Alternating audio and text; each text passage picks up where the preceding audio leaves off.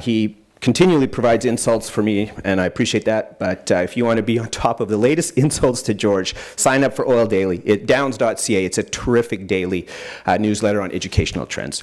So our goal was something like this. There was a lot of movement with MIT, OpenCourseWare, and so on, where there were some changes happening in terms of how we were relating to content. So we thought, let's make content available for free.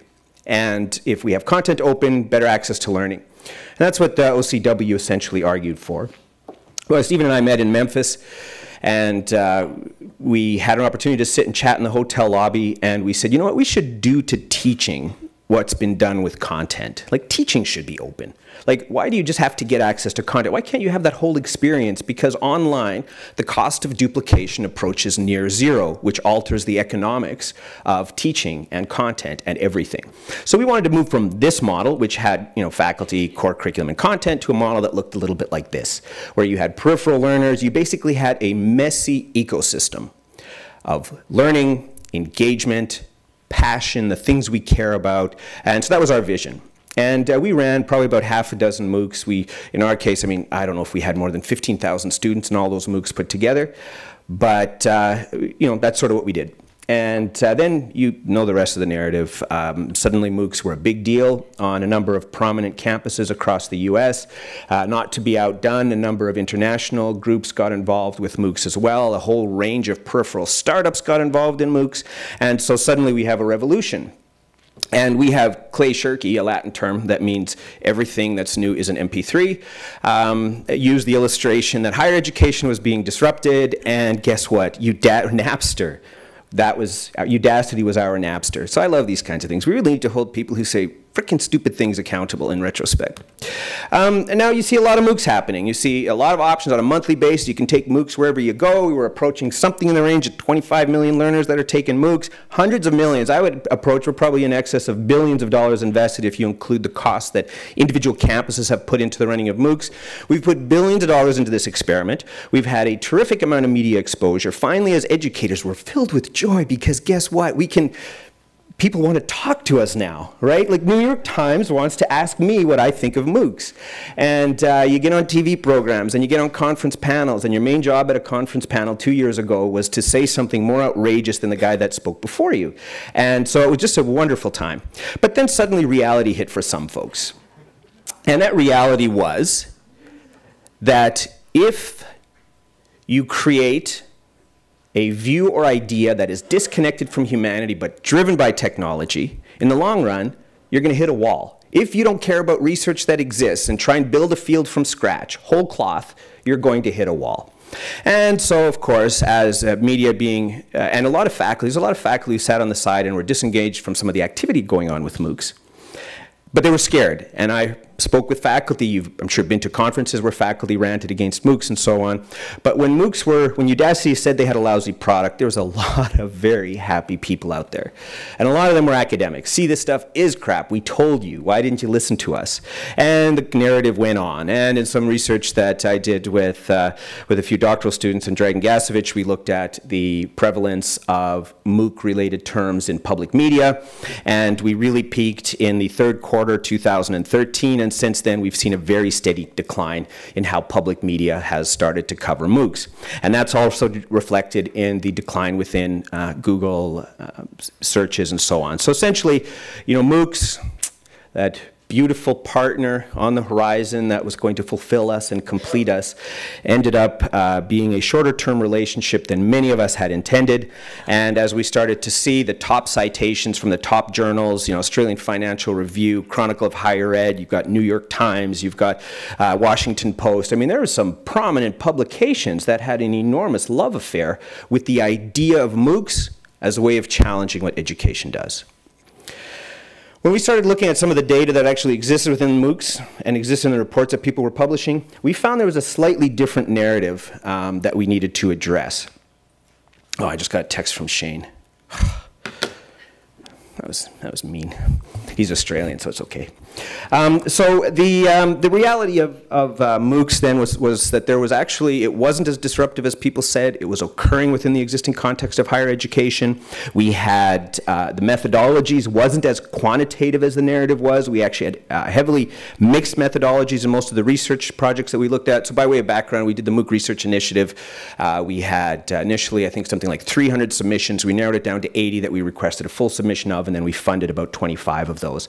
And we did an analysis of the sources and the citations and the language that was used in those submissions to come to understand how is, with this very biased data set, how are people and researchers starting to think about MOOCs. And so we found actually they're thinking about it in a pretty academic-y type of way. The methodologies involved heavy representation from the education faculty, by far the largest field of submissions, 106. The next nearest submission was 21 in terms of the field that they represent as a primary domain. And then we went through an agglomerative hierarchical clustering method to sort of look at what did we find from the data. Like what did, looking at the terms that were frequently used in the citations as well as in the documents that we received, we actually just found a series of pretty logical, decent things. We found there was engagement and learner success. Academics cared about this. MOOC design. Academics cared about this. Self-regulated and social learning. These were the ways in which computer science educators, sociologists, psychologists, and others were thinking about this. Heavy emphasis on networked learning as well, and then a big focus on motivation, attitude, and success. So in the end, we took a couple of those reports and we produced this. It's called Preparing for the Digital University. Together with Shane Dawson, Dragan Gasevich, and a number of doctoral students, we wanted to look at what do we see in the literature and going forward. We thought it was an okay report, but not everybody did. So just take it with a grain of salt. I may be biased. But, and then there's some other reports that came out at around this time, and I'm really trying to argue for is that the hype that we saw in media, academics weren't consumed with it at the same level that the media was. And it was just a moment for hypesters to get into education, drive a narrative, and then step out. And Fiona Hollins did a terrific report on this as well, looking at what's really happening. And this is reports from 2004, but that provided a research-oriented viewpoint of what was going on with MOOCs rather than sort of a hype-driven perspective. And I'll return to this report in a little bit. All right, so that was the MOOC narrative. That's kind of where we are. A lot of our narrative today is that we're going to continue to make learning more accessible. We're going to continue to make it cheaper. And we're not having, I think, yet quite the right narrative. So once I move a little further along on my little rant here today, I'm going to try and cash out some of these ideas in a way that indicates why I think a lot of this is in need of some significant rethinking.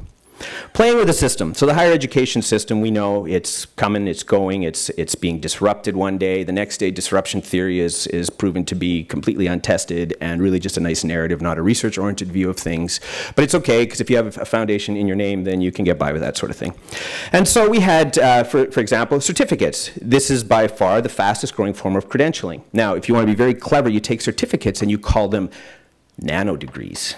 And then you can market that stuff. I have no idea which company I'm picking on when I say that.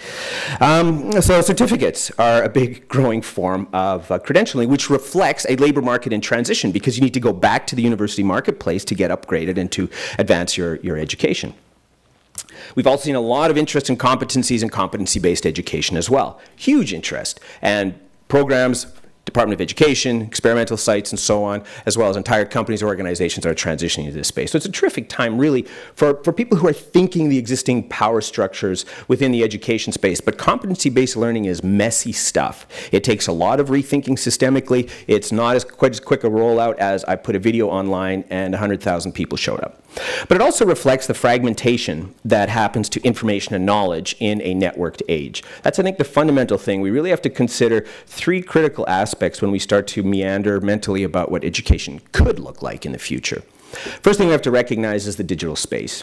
Digital settings change power relationships. They change who has control and who has access to control. Secondly, the digital space also gives us an enormous opportunity for data and data collection, which is one of the reasons MOOCs have caught the interest of researchers literally across the academic spectrum.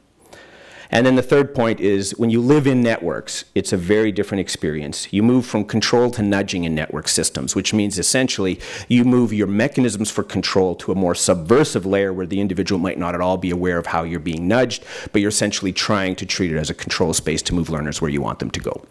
And so some of the things we've worked on as we've played around with different examples is stuff like this, where we're trying to aggregate multiple sources of data, conversations, and interaction. This is a course that we ran last year together with Ryan and Carolyn Rose at Carnegie Mellon and Dragan Gasevich.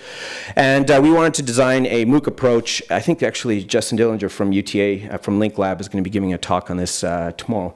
And so we really wanted to try and get at the ways in which we could think about spaces as not being owned by us, but being owned by learners. And we sort of had this vision, well, what if you had people who, instead of going, content, lecture, so on, what if you could move them into a network, participate in a network, experience what it's like to form, validate, grow, and challenge knowledge. That's essentially what we tried to do.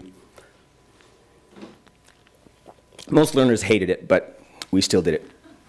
And we'll do it again, but maybe a little better. And so, but the research at this point is now starting to catch up a little bit, because now you have edX and Coursera that have a terrific amount of data set, and you've got some wickedly bright researchers working on these problems. And we're starting to see that these MOOCs are actually quite nuanced. They're addressing a different audience than we thought they would. They're no longer disrupting the university system. Instead, they're most likely going to be subsumed into and become a part of the university system. And that's reflected with edX, for example, the partnership with ASU. There's a recent one with Texas that was announced on something similar, this idea of getting the first year access through MOOCs. We've also seen, in combination with those trajectories, this granularization of assessment, that we're starting to think differently about what does it mean to be competent. Can we work with badges and alternative credentialing formats as indicators of an individual's competence, rather than just a single degree that is far too big, and instead of a scalpel, you're trying to solve a problem with a sledgehammer. So then we look briefly at the higher education system. It looks something like this. It's an integrated system with multiple players that are doing multiple things. And so you have the research, the administration, the curriculum going on. We've got the funding structures, but we have some soft elements, the legacy connections to other systems, the reputation, trust, and relevance of the system. So this is basically an image of what higher education looks like as a complete system. What's interesting today is we're moving from an integrated system to something that looks more like an ecosystem.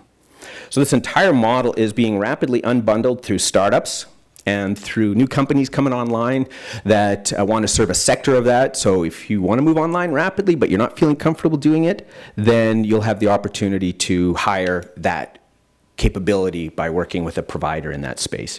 So this process of being unbundled really just leads to the next stage, which is rebundling. And that's where we're starting to enter into. Once you pull the pieces apart, you have to reconnect them. And when you reconnect them, you create new power structures. So revolutionaries conserve once they've had their revolution. And we're just at the point of still trying to pick the system apart a little bit. We're starting to see government response that, yeah, we should pick this apart a bit. We're seeing the influence of alternative credentialing, alternative pathways into the labor market outside the university sector, growing amount of corporate providers in this space, boot camps, and so on. So we're at that point now where we're going to, in the next 5 years, start restitching a new university model or a new model of higher education.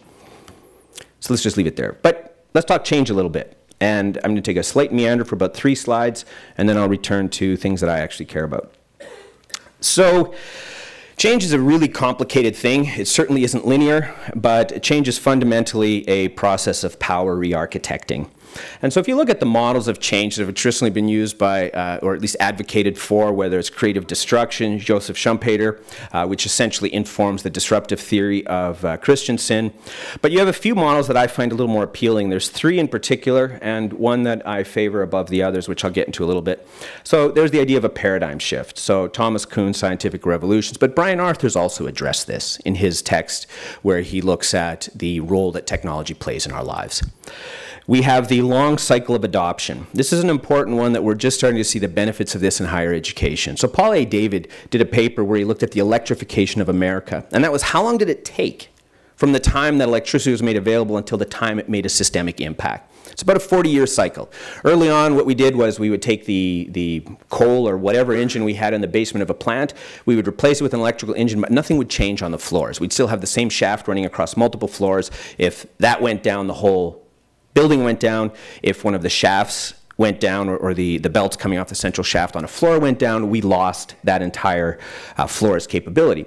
Once we started to understand electricity, because it's networked, changes things. We don't need that